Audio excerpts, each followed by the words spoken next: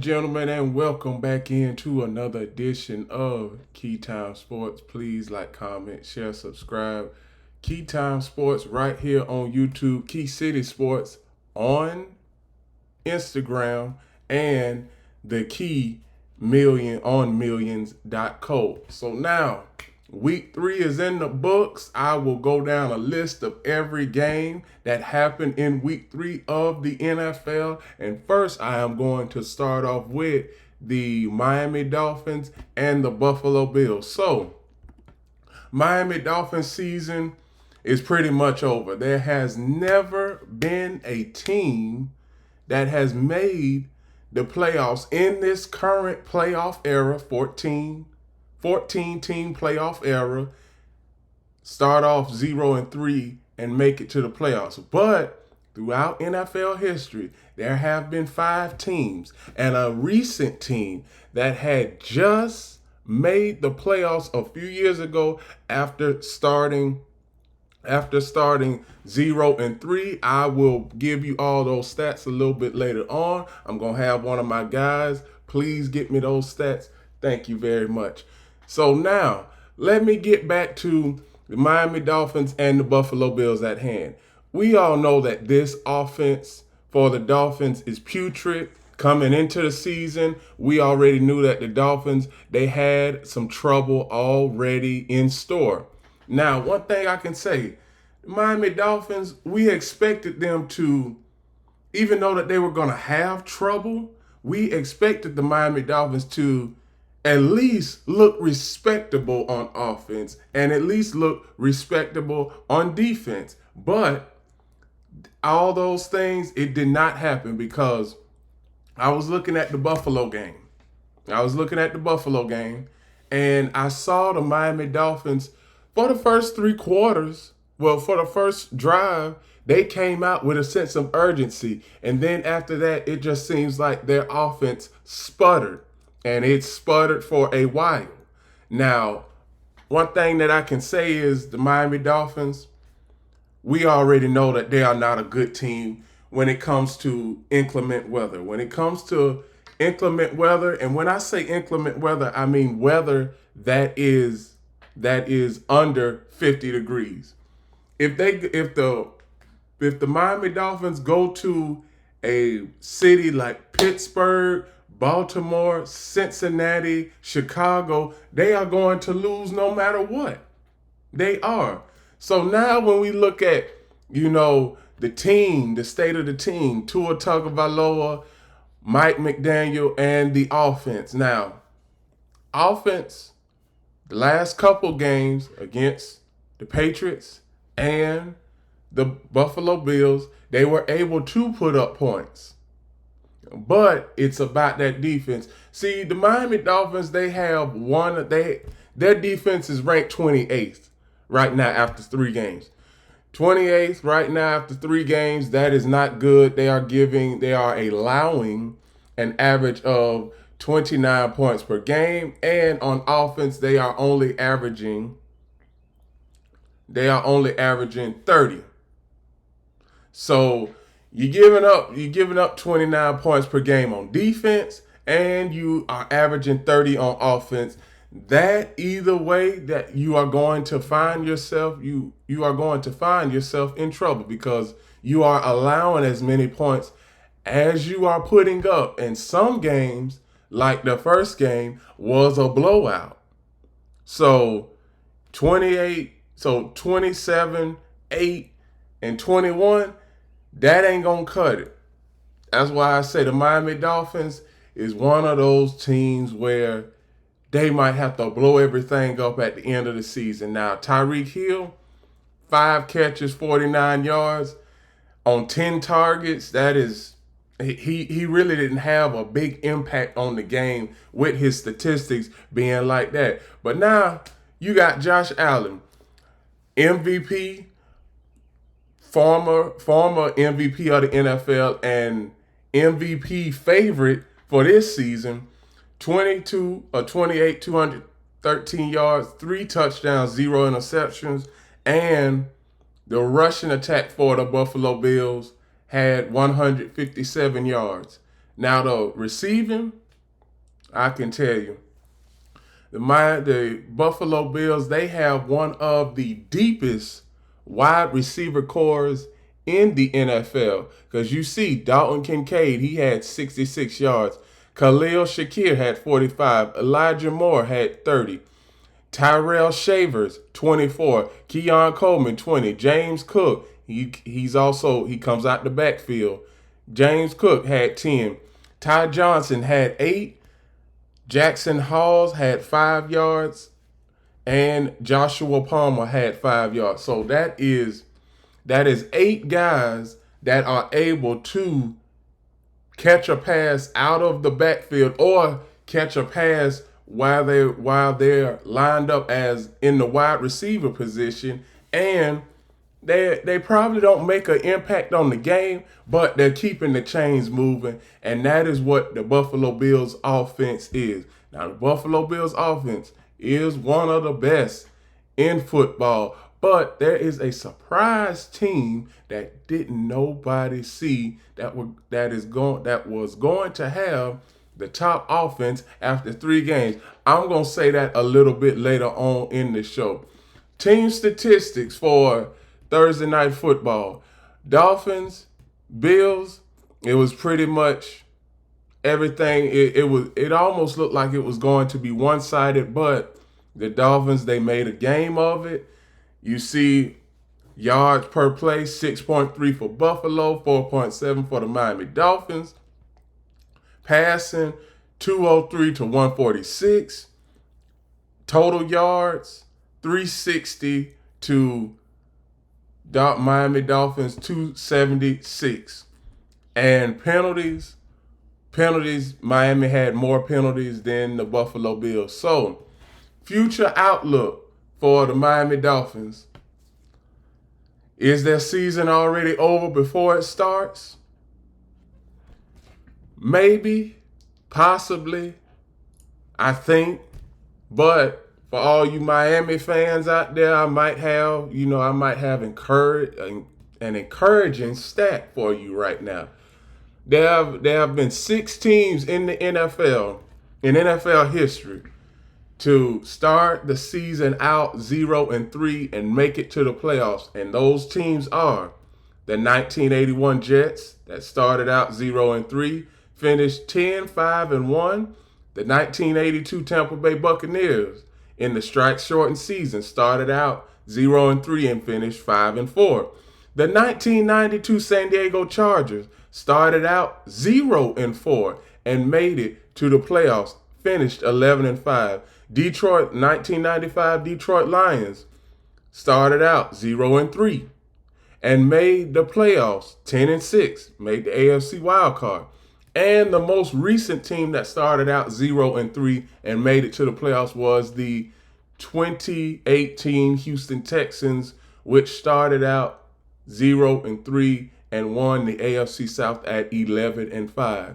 Now, later on in the show, I'm going to talk about the Texans because this Texans team has started out 0-3.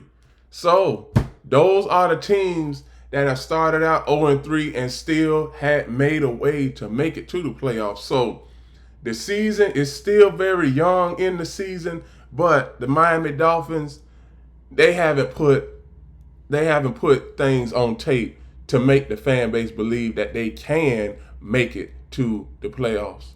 Now, this was probably the most surprising game of the week because we all expected Green Bay to win this game because we all know that Cleveland, they are just going through the motions. They're not really doing nothing in Cleveland outside of the defense that is pretty much coming in and day out and trying to keep this team afloat. Green Bay Packers, Super Bowl contenders? Yes, I still believe that they are Super Bowl contenders even after this loss because every Super Bowl contender, they have a loss early in the season. The Eagles had a loss early in the season last year to the Atlanta Falcons after week 3, and everybody was saying, oh, well, what are the Eagles going to do? Are they going to put Saquon Barkley in the fold a lot more. And we see what happened with that. So the Green Bay Packers, Jordan Love, 18 of 25, 183 yards, 1 touchdown, 1 interception. Josh Jacobs didn't have a good game. He only had 30 yards in this game, and that is what I was focused on. Because in order to wear a good defense out, you have got to have a dominating offense. And the Packers, we all know that they have a dominating offense because we could see it when it comes to their wide receivers. Matthew Golden, Josh Jacobs, Tucker Kraft, Romeo Doubs, Jatavian Wicks, John Fitzpatrick. All of those guys are capable of having good games through the air. But the Browns defense, credit the Browns defense. Because the Browns defense, they could have just gave up and said, hey, today is not our day, because after 3 quarters, they had 0 points. They could have just said, hey, we just going to throw this game to the wolves. But the Cleveland Browns, they dug in. They showed fight. One of the surprising wins of the season for the Cleveland Browns, not just for the Cleveland Browns, but as an NFL, from the NFL's perspective. Now, one thing I can say is, as far as statistics, when it comes to the statistics, Green Bay had the advantage over Cleveland all game. But the one important statistic that they did not have was the final score. Because you can see team statistics. 3rd down efficiency, 10 of 18 for Green Bay, only 4 of 13 for Cleveland. Total plays, 61 to 57. Total yards, 230 to 221. Yards per play, same amount of yards per play, 3.8 for Green Bay, 3.9 for Cleveland. Passing yards, 149 to 125. Now see, what do I always say? When it comes to penalties, Green Bay Packers had 14 penalties for 75 yards. Most of those penalties came when they were in the process of scoring. And I'm going to mention this, and then I'm going to say this is going to be my last thing that I mention about this game. The Packers, they could have got a closer field goal. I'm just going to say that. They could have gotten a closer field goal instead of kicking a 47-yard field goal. The Packers should have kicked a 26 or a 27-yard field goal and won this game. That's what they should have did. That's why I always say, if I'm a coordinator, if I'm the head coach, and I have my offense out there, I'm trying to get as close enough to a field goal as I can. Because I don't want my kicker kicking a 55, 60-yard field goal. I want him to kick a 25 or a 30-yard field goal, because we all know that the closer the field goal is, the higher the percentage is. And we're going to look back on this season. Well, we're going to look back at the end of this season, and this loss for Green Bay, it may hold weight when it comes to, putting teams as far as home field advantage throughout the NFC playoffs. This loss may hold weight. So Green Bay is still early in the season. Green Bay, who knows? They might be one of those teams that can go on the road in the playoffs and find a way to win a game. We don't know yet. Obviously, we are dealing in a bunch of hypotheticals because it is just week 3. The next game I am going to cover is the Indianapolis Colts and the Tennessee Titans. Indianapolis Colts have made history. They are the first team ever in NFL history to go 3 games and only punt once. Indianapolis Colts are the top offense in the NFL right now at a staggering 36 points per game. The second team is the Buffalo Bills and the Detroit Lions. Now, one thing I got to say is Daniel Jones, I see how Daniel Jones is balling out. I said before the season that Daniel Jones wasn't a good quarterback. Now, I'm not prepared to apologize because I need to see a little bit more. But the last three games, these first three games of the season, I see why everybody is calling him Daniel Indiana Jones. Because Indiana Jones, if anybody has watched the movie Indiana Jones, hey, he handled his business, and Daniel Jones is handling his business. And you got an offensive machine when it comes to the Colts. I mean, statistically, every game that they have played, their average yards per play are 9.8. 9.8 yards per play. So the Colts, they are already, every play, they're getting a first down. If they're not getting a first down, they're getting 7 to 8 yards on a first down play. And as far as the Tennessee Titans, I believe that you got a whole lot of Tennessee Titans fans calling for the firing of Brian Callahan. Cam Ward, he was 23 of 38, 219 yards, one touchdown, one interception. But the players, I don't fault this on the players. I fault this on the coach because Brian Callahan had his kicker attempt 3 field goals beyond 50 yards. He had him attempt a 52-yarder, a 57-yarder, and one from 62. I don't know what kind of offensive play calling that Brian Callahan is calling in Tennessee, but obviously the fans don't like it. Obviously they don't. Now, one thing about the Colts is, here's some more stats.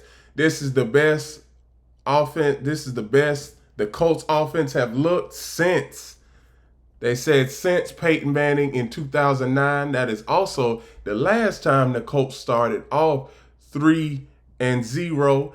And that season that they started off 3-0, they made it to the Super Bowl. But obviously, that was a Peyton Manning-led team. This is a Daniel Jones-led team. So let's not talk about Super Bowl just yet, Colts fans. I mean, I'm happy that Daniel Jones is resurrecting his career, and he is improving. He basically improved overnight. That's why I say it may have just been it's not a may now. It was the situation that he was in New York. It was the situation that he was in. But all in all, the team statistics for this game, I mean, the Colts, they were just a runaway train. I mean, total plays, they had 12 fewer plays than the Tennessee Titans and put up 3 more touchdowns than the Tennessee Titans. Also, you had a total of 9 drives in this game. The Colts scored 8 times on their 9 drives. Total yards was 365 to 282. Now the Colts, they are the leaders of the AFC South right now after 3 games. Can they hold this up? Can Daniel Jones keep this momentum going? I just want to see, can he keep it going? That's a question that I know I'm going to get a lot, and I do mean plenty, of answers behind that. The next game I'm going to cover is the Cincinnati Bengals and the Minnesota Vikings. Now, this game, I didn't know who to pick in this game. I picked the Bengals because when it comes to the Bengals, Jake Browning, he had experience with the Cincinnati Bengals a couple years ago when Joe Burrow initially got hurt.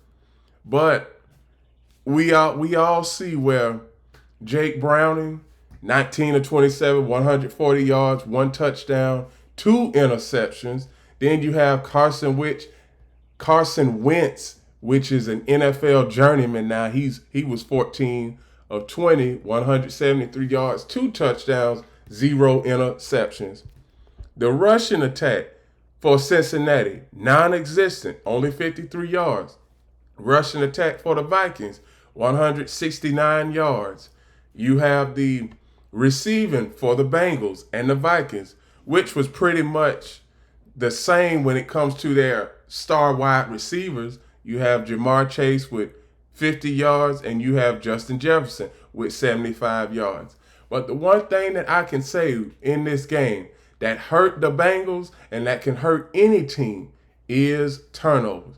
You had 2 turnovers go immediately for touchdowns, and you also had the penalties. The penalties in this game was atrocious. They were atrocious. When you see these penalties for the Minnesota Vikings, 13 penalties, and that was 105 yards. But yet they won the game. I always state that if you have more penalties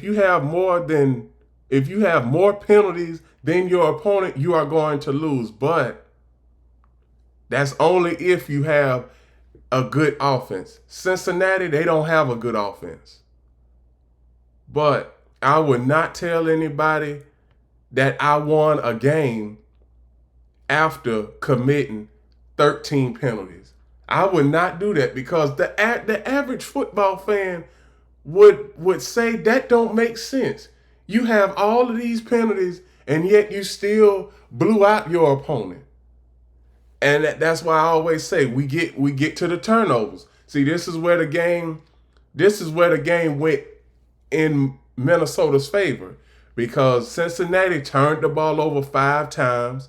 Minnesota had 13 penalties, but yet they won by 38.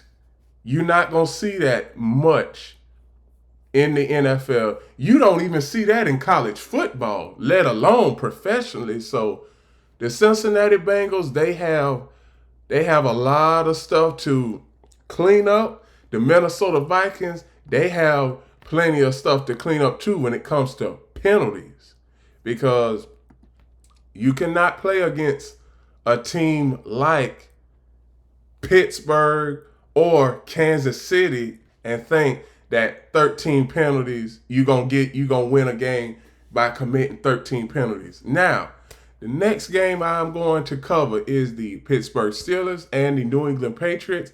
Aaron Rodgers made history on Sunday, passing Brett Favre for the most touchdowns in a career with 509. He is 4th on the all-time list. That is, along with that list is Peyton Manning with 539 touchdowns. You have Drew Brees with 571 touchdowns, and you have Mr. 7-time champion, Hall of Fame, guaranteed first ballot Hall of Famer himself, Mr. Tom Brady, with 649 career touchdown passes. That is playoffs and regular season. So Aaron Rodgers is in complete and ultimate company when it comes to historic company. So Aaron Rodgers, he was 16 of 23, 139 yards, 2 touchdowns, 1 interception. Drake May, 28 of 37, 268 yards, 2 touchdowns, 1 interception. As far as Pittsburgh, I'm hearing this again. I'm hearing when it comes to Mike Tomlin. Well, does Mike Tomlin have everything that he needs to win a playoff game? Does Mike Tomlin have this? Does he have a quarterback? Does he have a wide receivers? And I'm saying to myself, I'm saying this to everybody because I was out this weekend and I was out around town, just asking people how did they feel about the Pittsburgh Steelers. I even talked to a couple Pittsburgh Steelers fans, and they are saying that when it comes to Mike Tomlin, they rather keep Mike Tomlin than to find another coach. Now, that is one thing, it's the consistency that Mike Tomlin has been doing over the past 18 years. He said in his introductory press conference, if anybody can remember back that far, Mike Tomlin said in his introductory press conference, he will have a team that is competing for a playoff spot year in and year out. And he hasn't had a losing season yet. And as of right now, he is 2-1. Mike Tomlin, he is one of the best. Now I'm gonna go ahead and say this since we've gotten to a point where, when it comes to accolades, when it comes to for head coaching, as far as a black guy. Well, excuse me, I'm gonna say it. The term black man coaching in the NFL. Do you all know that Mike Tomlin's coaching record is about as better, if not better, than some of these coaches that have been in the NFL that have been coaching for 20, 25, 30 years.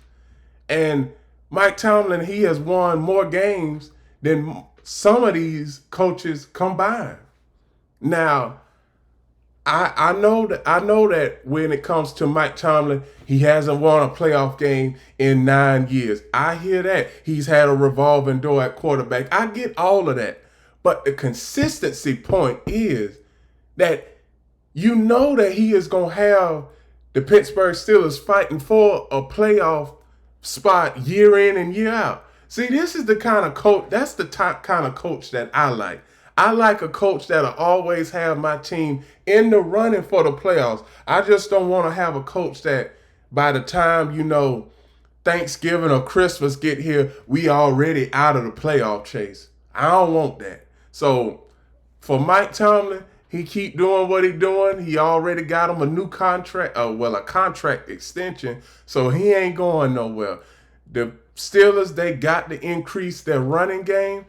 Receiving for the Steelers, pretty much average. And, Aaron Rodgers, he pretty much had an average day. But at the end of the day, the Steelers are 2-1 on the season. They played the Minnesota Vikings this coming weekend in Ireland, in Dublin, Ireland. So that is going to be an international game, and that game tips off 9:30 in the morning on Sunday morning. So if anybody is ready for some football, hey, you can watch football while you're eating breakfast on Sunday, because the first game is the Steelers and the Minnesota Vikings.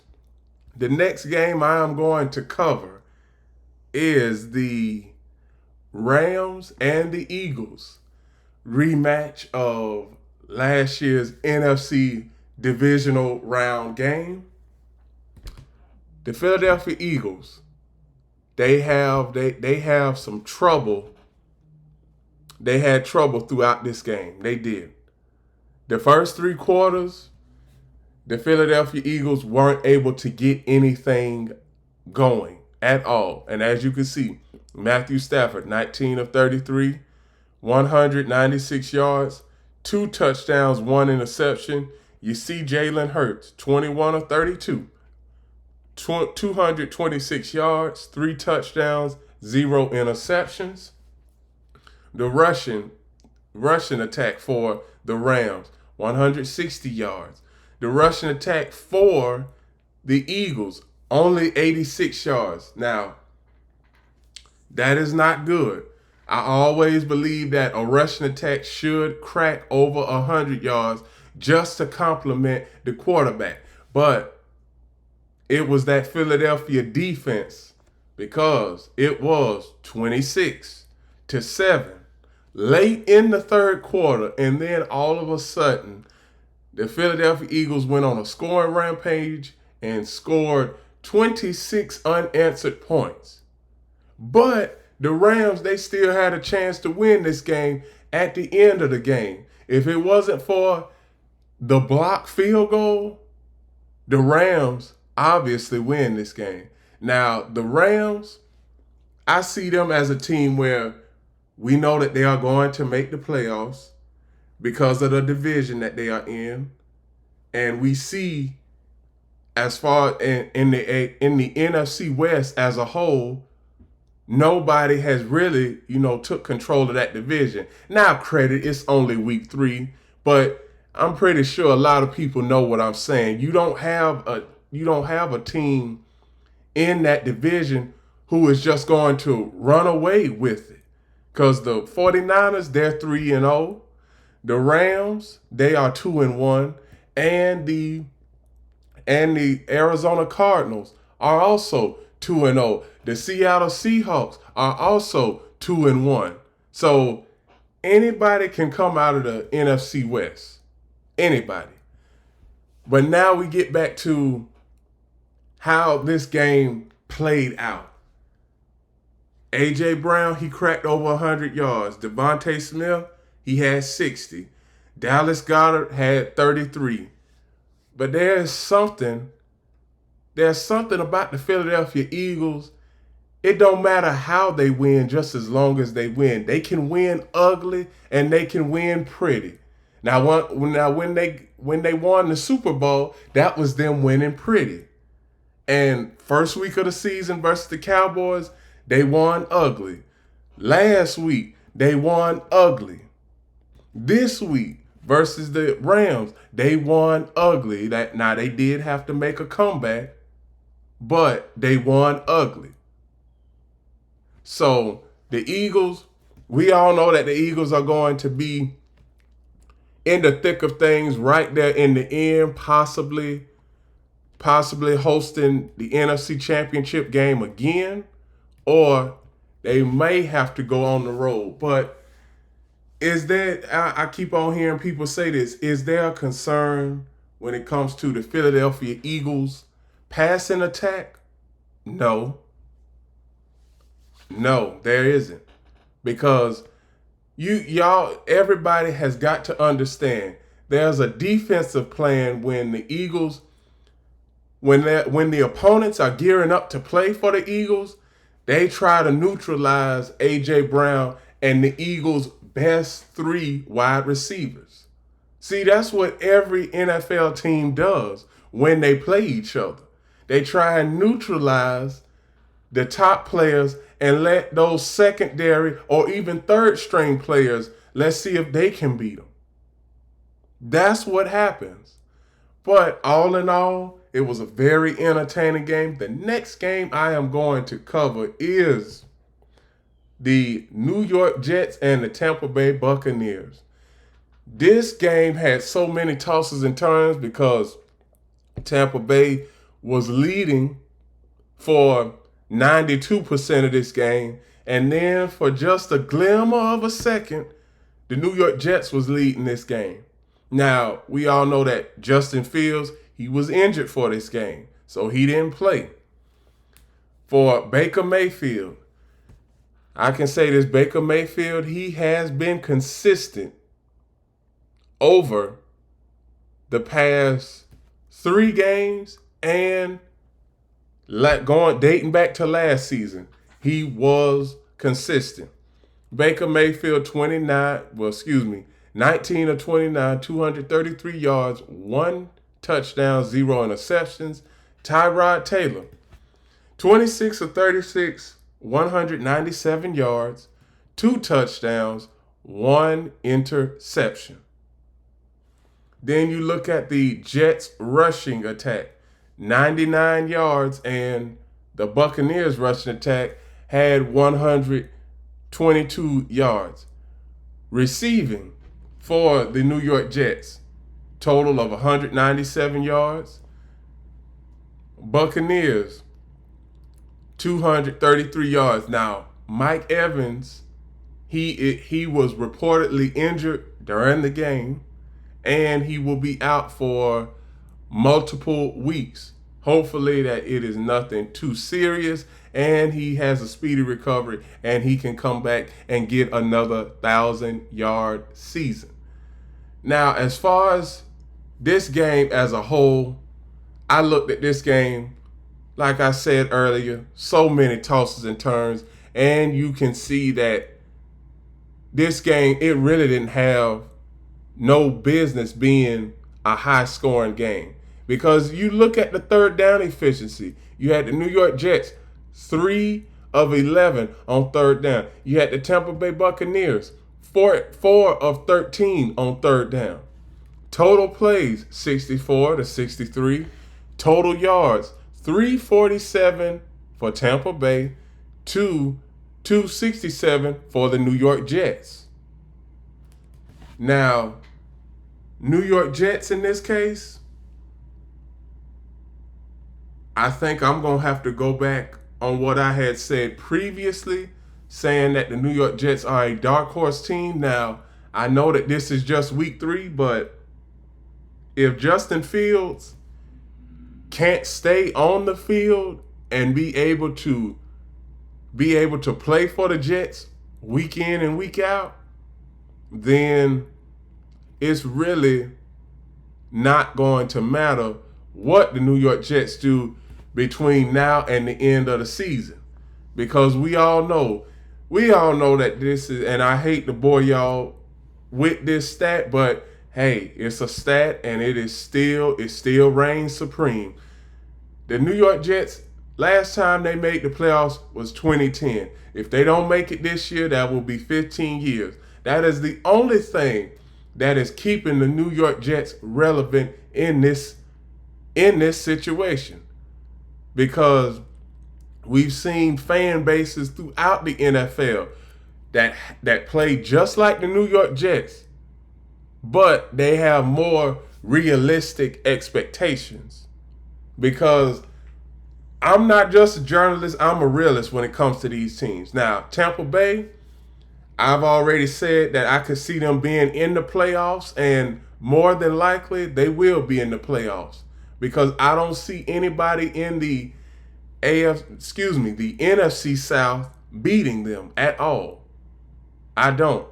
New York Jets, they have been a work in progress over the last, I'm going to say 40 years. Well, hell, since Joe Namath retired, the New York Jets have been a work in progress. And I'm pretty sure everybody remembers the Joe Namath years when it comes to the Jets. And I mean, every time I mention the Joe Namath years with New York Jets fans, I sound like a broken record or a violin that is just going on and doesn't have a stop button. So, New York Jets, you got to get your organization capable enough of winning games and being a respectable franchise. Because let's just say New York Jets aren't a respectable franchise, and I'm gonna just go ahead and say my Dallas Cowboys aren't a respectable franchise neither. But I'm gonna keep my Dallas Cowboys take under wraps for later on in the show. Right now, the next game I'm going to cover is the Las Vegas Raiders and the Washington Commanders. Washington Commanders did great in Jaden Daniels' absence. Marcus Mariota, 15 of 21, 207 yards, 1 touchdown, 0 interceptions. Geno Smith, 19 of 29, 289 yards, 3 touchdowns, 0 interceptions. He played a good game. It was just the Raiders defense couldn't get a stop when they needed to. Also, wide receivers for this game. Terry McLaurin, three catches, 74 yards. Luke McCaffrey, 3 catches, 56 yards. The Raiders defense is bad. They are 18th currently right now in total defense. Penalties. What do I always say when it comes to penalties? The Raiders, they are a team that are known for penalties. And even in this game, they had penalties. They didn't have as many penalties as they did versus the Chargers, but they had penalties that killed drives. And also, the Washington Commanders, they turned the ball over in this game, but it really didn't matter because third down efficiency in this game, 5 of 10 for the Washington Commanders, 3 of 14 for the Las Vegas Raiders. You had total yards 400 to 354. Total drives 12 for the Raiders, 11 for the Washington Commanders, passing to 61 to 199. And obviously the Commanders, they were just a better team all around. The Raiders are still a work in progress when it comes to running the ball with Ashton Genty. That's what it is. The Raiders are a work in progress, not just with running the ball. They are a work in progress with their wide receivers too. The only one is Trey Tucker that had a big game, and a loss. But outside of that, we all know the Washington Commanders. They are going to be one of those teams like last year that played in the playoffs and that could get to the playoffs. Now, the most surprising thing that happened in week 3 outside of the Packers losing to the Cleveland Browns was the Falcons experiencing a beatdown of the Carolina Panthers. Now, coming into the season, I had said the Carolina Panthers are one of the dark horse teams to make it to the playoffs. Now, I'm not going to, renege and say that I was wrong just yet, but we got to look at this beatdown because you got Michael Penix, 18 of 36, 172 yards, 0 touchdowns, 0 interceptions. You had Bryce Young, 16 of 24, 121 yards, 0 touchdowns, 0 interceptions. And I had a lot of people, when I told them that the final score of the Atlanta-Carolina game was 30-0, everybody was asking me how many passing touchdowns did Bryce Young throw. I said 0. And then everybody was asking, where did the points come from? I'm going to tell y'all where those points came from, where the 30 points came from. Rico Dowdle had 1 touchdown. Bryce Young had 1 touchdown, 1 rushing touchdown. Also, when it comes to the defense, they had a touchdown and ran it back. So right then and there, that is 3 touchdowns. You had 2 touchdowns from your offense when it comes to Rico Dowdle rushing and Bryce Young rushing. The defense had an interception return. Well, 2 interception returns, 1 interception return. So that is 21 points right there. Then the kicker for the Panthers, he kicked 2 field goals. He kicked 3 field goals, and that's where the 30 points came from. Now, the Atlanta Falcons, still early in the season, you still don't know what team you have, but week 4, we are right at that point where we get into that point in the season where we know what kind of team we have when we look on the tape, when we pop the tape on, when we look at these highlights and these YouTube videos of what these teams look like, we are now seeing what these teams are like. And as you can see, when it comes to these statistics, 5 yards per play for the Falcons, they averaged 5 yards per play and they still lost. Not just lost, but got beat down. Congrats to the Panthers for their first win of the season and also a division win. Let's see if the Panthers can also go on ahead and keep this momentum up. The next game I'm going to cover is the Houston Texans and the Jacksonville Jaguars. Now, Houston Texans are 0-3. The last time the Houston Texans were 0-3 in the NFL, in an NFL season, was 2018. They ended up finishing the season 11-5, and they made the playoffs. Now, the difference between that team and this team, they had they had an okay offense. Well, excuse me. They had an okay offensive line. And they had a quarterback that could get out of the pocket and make some things happen on the run. CJ Stroud can also do that. But the offensive line that the Houston Texans have now, it's going to make it tough for CJ Stroud to even think about making plays outside of the pocket, because within 4 seconds, CJ Stroud, he's getting sacked. I mean, CJ Stroud, look at his stats. CJ Stroud, 28 of 35, 204 yards, 1 touchdown, 2 interceptions. Trevor Lawrence, 20 of 40, 222 yards, 0 touchdowns, 1 interception.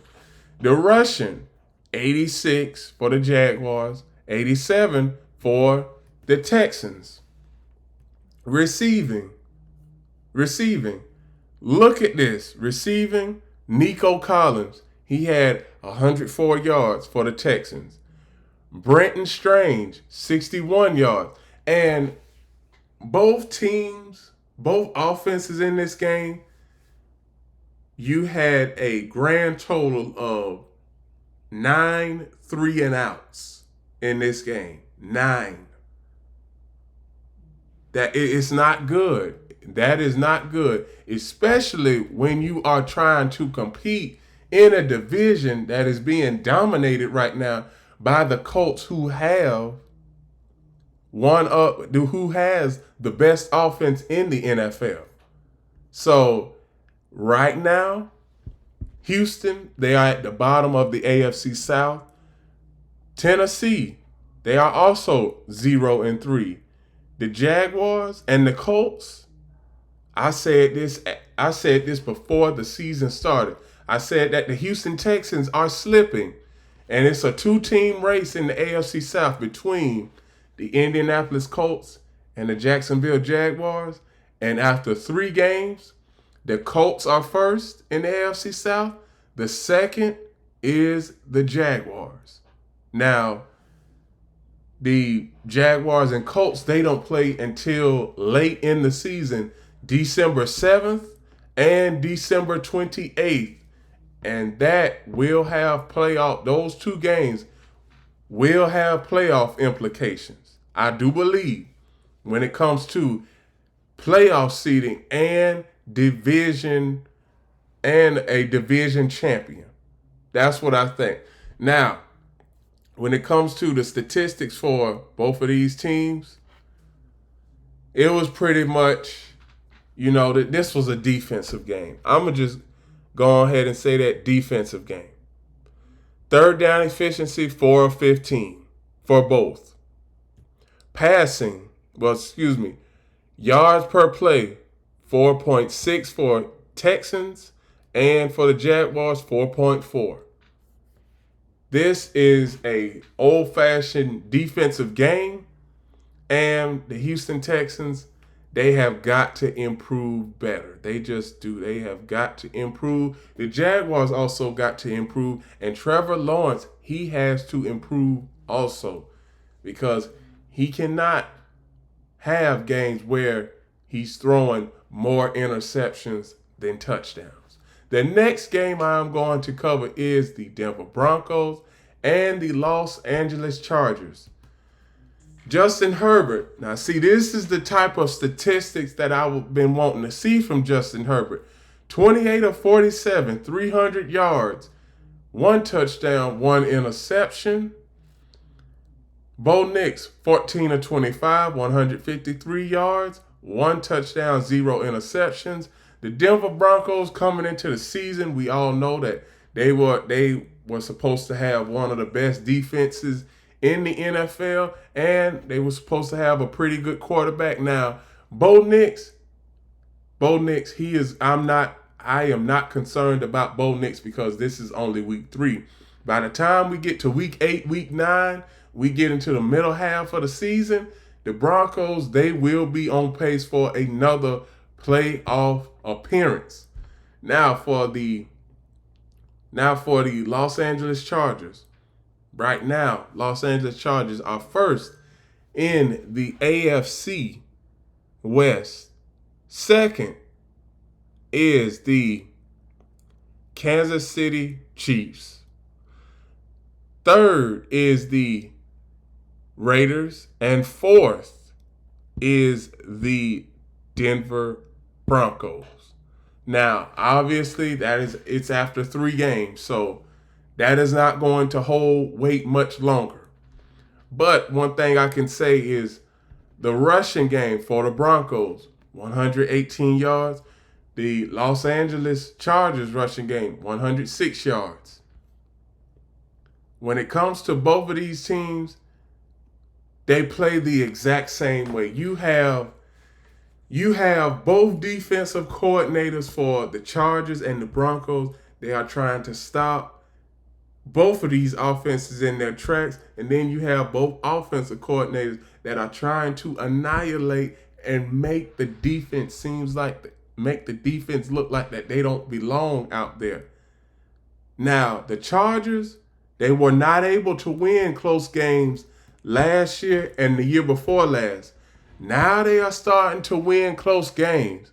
Two of their first 3 wins, close game versus the Chiefs, they won, and Broncos on Sunday, close game, and they won it.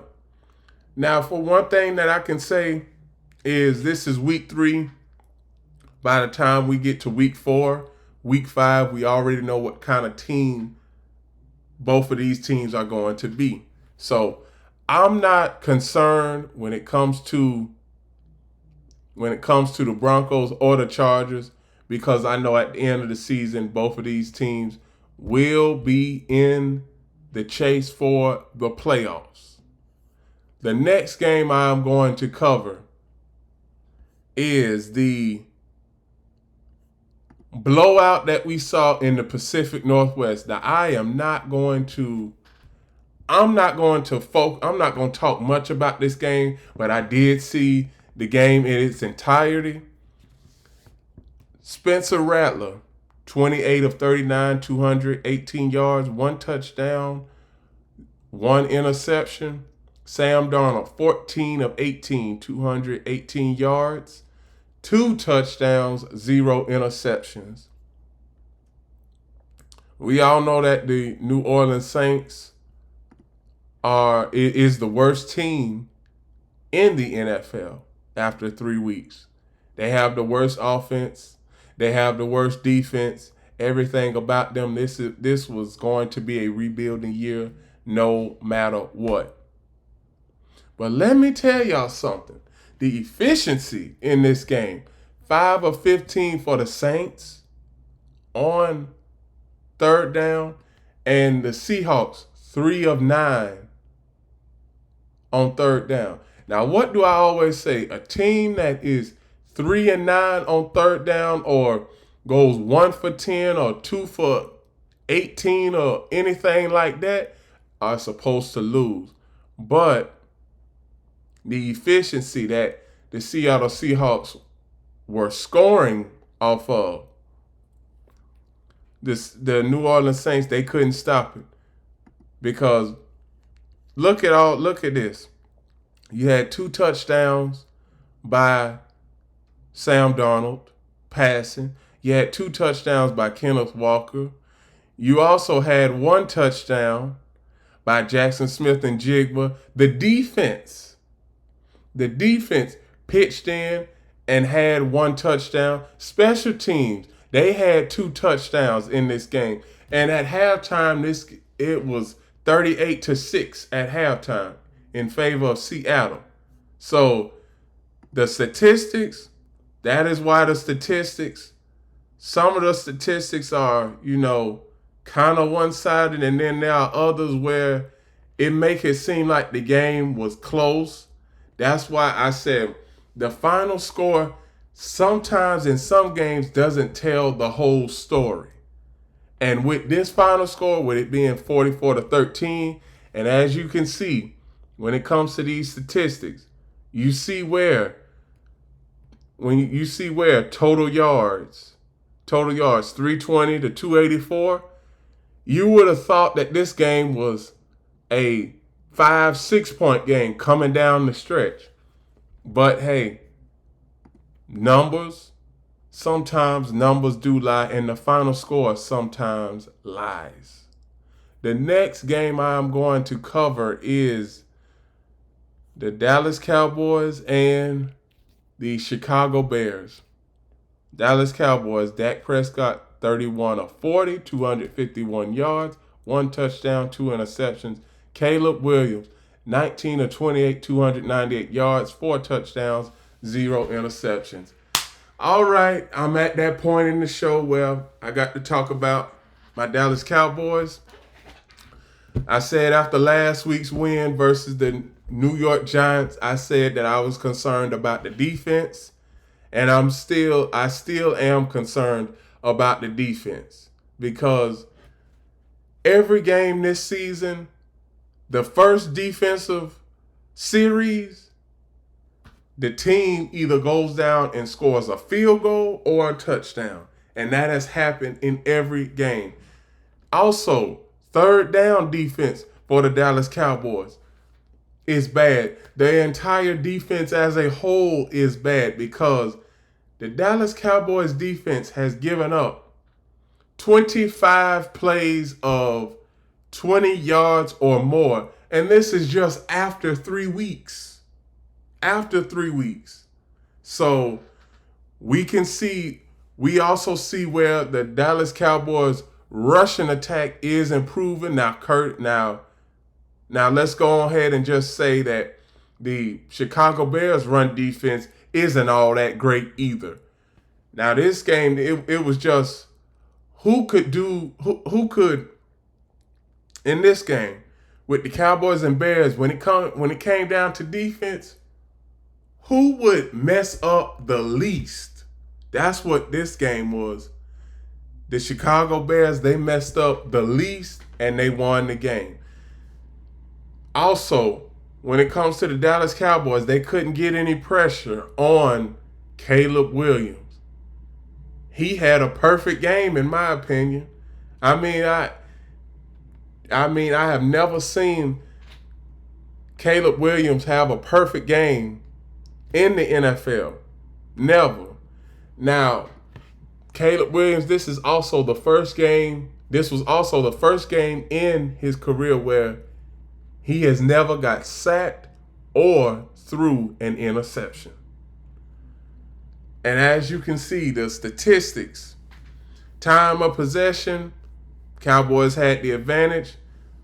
And you can see that this game, third down efficiency, they were 3 of 11. The Cowboys were 3 of 11. The Chicago Bears were 8 of 14. Turnovers, Dallas Cowboys had 4. The Chicago Bears had no turnovers whatsoever. Now the Dallas Cowboys this coming week, they have Green Bay. Green Bay didn't look too good versus the Browns. But Dallas Cowboys defense, you all have got to do better. Now, as far as the offense concerned, George Pickens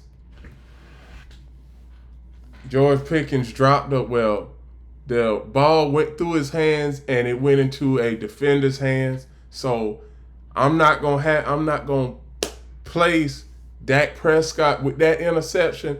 I'm just gonna say that George Pickens, he needs to catch the ball. And I know a lot of those Dallas Cowboys players were bent out of shape. I was bent out of shape just looking at the game and saying, I'm like, I know that this defense is not this bad. Because for 11 straight plays, the Chicago Bears ran the same exact run play 11 times. 11 times. And outside of that, I just don't know what to say about the Cowboys. I just don't, because we getting to a point where every season for the last 8 seasons, the Dallas Cowboys have not been able to stop the run. They haven't.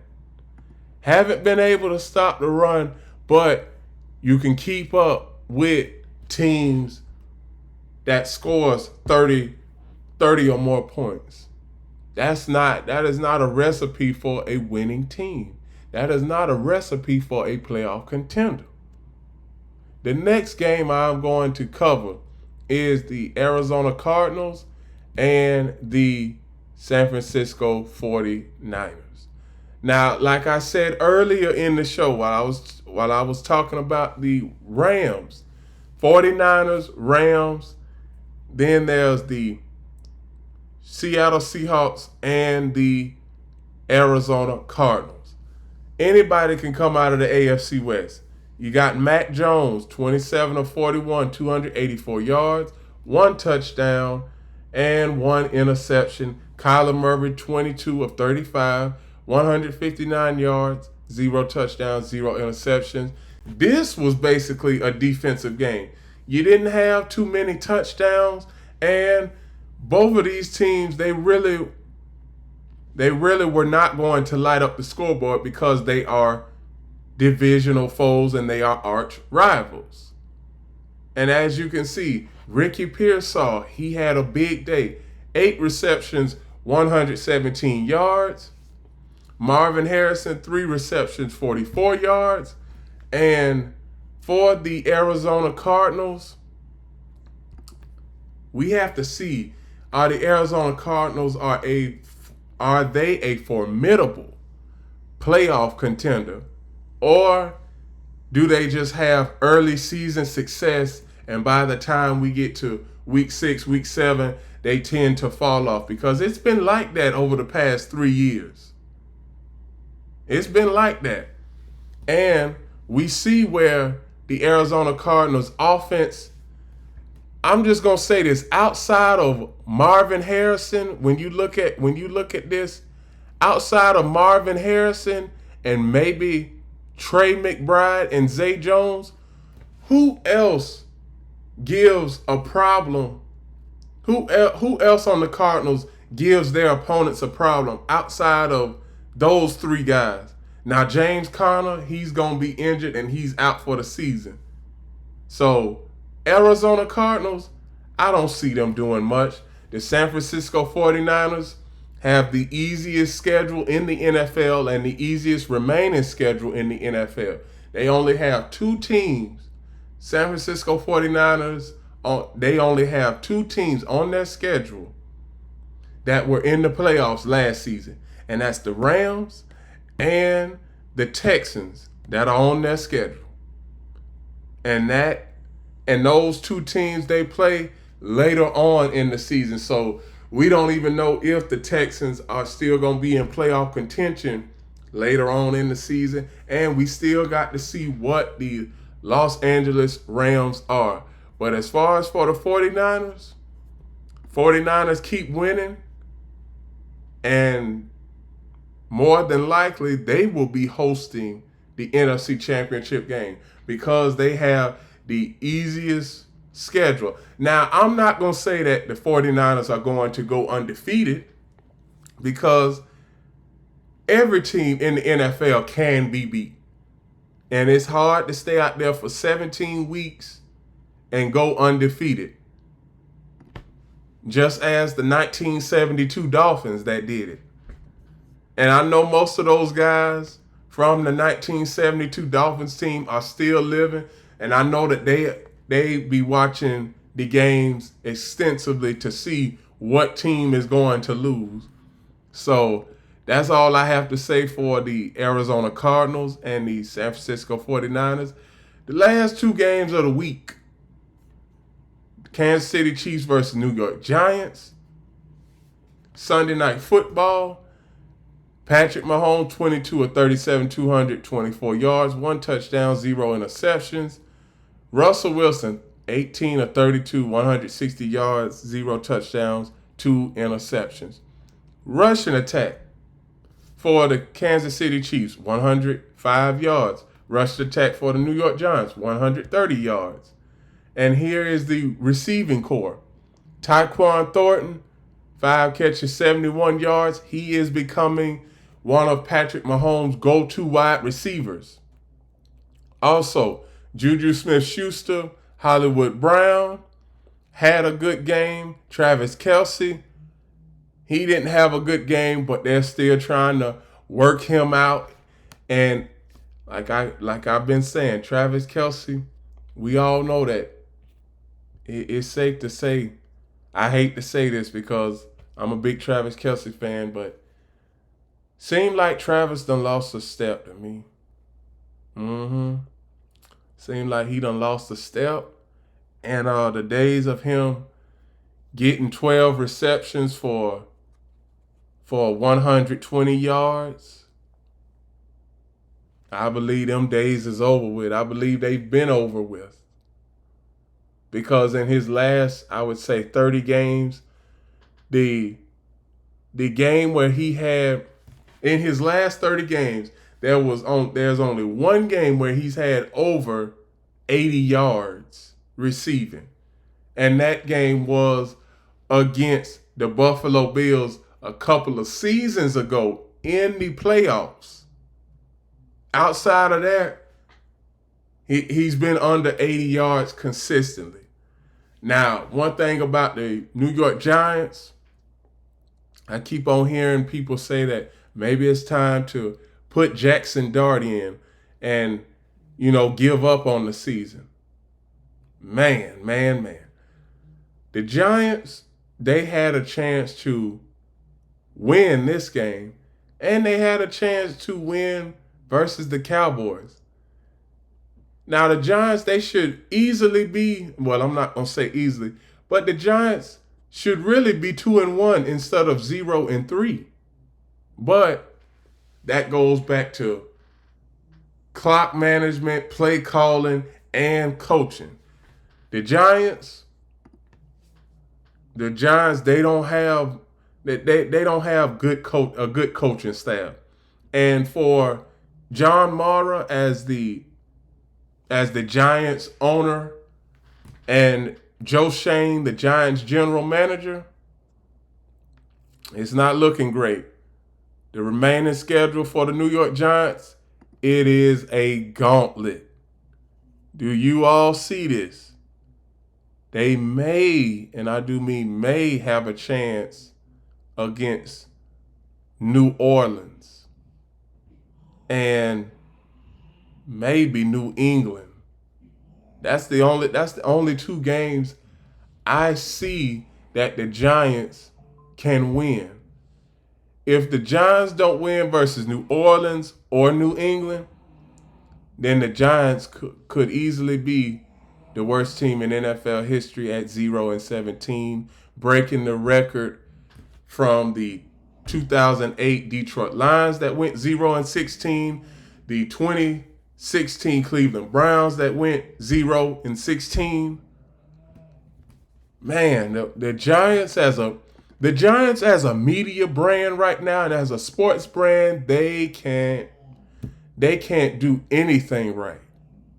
They can't, and it's hard for me to see the Giants like this because as far as a journalist, an NFL spectator, I've seen this so much consistently over the past decade that I'm used to it, and I'm saying to myself, okay, the Giants, they got to do something different this year. But you get to week 3, week 4, and it's the same old carousel. The Giants are 0-3 again, and should they start looking to their rookie quarterback in Jackson Dart? Me, if I'm Jackson Dart, I'm not playing. I am not playing. I just want to get my contract because it hasn't been the quarterbacks. Since Eli Manning retired, it has not been the Giants quarterbacks. It has been the offensive line. It's been the offensive line. The Giants have had regression over the past 10 years because they don't draft good offensive linemen. They don't. The next game and the final game I am going to cover is the Detroit Lions and the Baltimore Ravens. Baltimore Ravens, oh goodness, what happened last night? And I'm pretty sure I can tell you all what happened. Lamar Jackson, 21 of 27, 288 yards, 3 touchdowns, 0 interceptions. The defense for the Ravens was not able to get off the field. And really, the Detroit Lions, they could have put up 45 on the Ravens if they wanted to. Because you can see Jared Goff, 20 of 28, 202 yards, 1 touchdown, 0 interceptions. Lamar Jackson, well, I already said Lamar Jackson. Also, rushing attack. Look at this disparity in the rushing attack. You had the Detroit Lions, 224 yards, to the Baltimore Ravens, 85 yards rushing. Derrick Henry had 50. Lamar Jackson had 35. Then you had the receiving corps for the Ravens. Mark Andrews, he had 91. Then you had the Detroit Lions. Amon-Ra St. Brown had 77. But as far as where the Ravens lost this game was fumbles. Lamar Jackson had a fumble. Derrick Henry had a fumble. Derrick Henry is the first running back, and I want somebody to clip this. Derrick Henry is the first running back to have 3 consecutive games where he has fumbled once. And I'm I'm hearing this question. I woke up this morning around 6:30, 7 o'clock. And I also was hearing this question, is Derrick Henry still a good running back? Yes, Derrick Henry is still a good running back. Just because running backs have fumbleitis here and there doesn't mean that they are a bad running back. Every running back has fumbleitis here and there. Tiki Barber had fumbleitis. All of the good running backs, you name it. You can name any running back in NFL history, and they have had fumbling problems, fumbleitis. Now, for the Detroit Lions, this is the kind of game for them that gets them back on the trajectory of being a NFC Championship contender or a Super Bowl contender. Because I remember a couple of years back when the Detroit Lions first went to Baltimore, they ended up losing by the score of 38-6. And they beat the Ravens last night, 38-30. So now we gotta look at the Baltimore Ravens defense. Because the Ravens offense, outside of, those minor hiccups with Lamar Jackson, the Ravens offense is okay.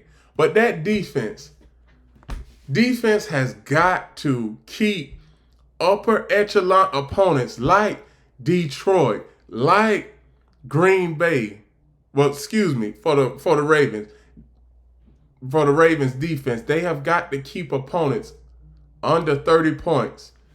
And I'm talking about opponents like Detroit, Green Bay, Buffalo, Kansas City, Philadelphia. The list goes on and on. I just named 5 teams off the top of my head that the Baltimore Ravens will likely have to face if they make it all the way to the Super Bowl. All 5 of those teams that I just said, the Baltimore Ravens will likely face them in the playoffs or in the Super Bowl. But all in all, this was a very entertaining game. And the Detroit Lions have put themselves in the driver's seat in their division. And also, Detroit Lions, their offense might be getting back to what we are used to seeing. Even though Ben Johnson is in Chicago, Dan Campbell, it seems like he is taking over the offensive play calling. Now, it seems like that Detroit is becoming a offensive machine again. And as of that, those are my reactions to week 3 of the NFL season. Please like, comment, share, subscribe, click the notification bell to get notified of all of my reaction videos, shows, and other content. Keytime Sports right here on YouTube, Key City Sports on Instagram, and the Key on Millions.co. And remember, everybody, one last thing. Remember, the key is always on time.